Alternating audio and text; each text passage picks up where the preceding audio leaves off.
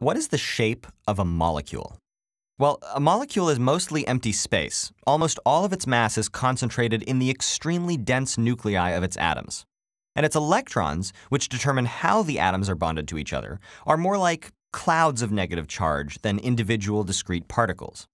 So a molecule doesn't have a shape in the same way that, for example, a statue has a shape. But for every molecule, there's at least one way to arrange the nuclei and electrons so as to maximize the attraction of opposite charges and minimize the repulsion of like charges. Now let's assume that the only electrons that matter to a molecule's shape are the outermost ones from each participating atom. And let's also assume that the electron clouds in between atoms, in other words, a molecule's bonds, are shaped kind of like sausages. Remember that nuclei are positively charged and electrons are negatively charged, and if all of a molecule's nuclei were bunched up together, or all of its electrons were bunched up together, they would just repel each other and fly apart, and that doesn't help anyone. In 1776, Alessandro Volta, decades before he would eventually invent batteries, discovered methane. Now the chemical formula of methane is CH4. And this formula tells us that every molecule of methane is made up of one carbon and 4 hydrogen atoms. But it doesn't tell us what's bonded to what, or how the atoms are arranged in 3D space.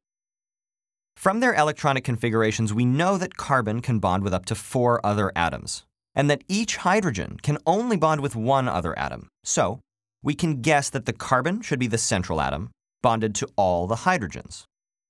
Now, each bond represents the sharing of 2 electrons, and we draw each shared pair of electrons as a line. So now we have a flat representation of this molecule. But how would it look in 3 dimensions? We can reasonably say that because each of these bonds is a region of negative electric charge and like charges repel each other, the most favorable configuration of atoms would maximize the distance between bonds. And to get all the bonds as far away from each other as possible, the optimal shape is this. This is called a tetrahedron. Now, depending on the different atoms involved, you can actually get lots of different shapes. Ammonia, or NH3, is shaped like a pyramid. Carbon dioxide, or CO2, is a straight line. Water, H2O, is bent like your elbow would be bent. And chlorine trifluoride, or ClF3, is shaped like the letter T. Remember that what we've been doing here is expanding on our model of atoms and electrons to build up to 3D shapes. We'd have to do experiments to figure out if these molecules actually do have the shapes we predict. Spoiler alert, most of them do, but some of them don't. Now, shapes get more complicated as you increase the number of atoms. All the examples we just talked about had one obviously central atom, but most molecules, from relatively small pharmaceuticals all the way up to long polymers like DNA or proteins, don't. The key thing to remember is that bonded atoms will arrange themselves to maximize the attraction between opposite charges and minimize the repulsion between like charges.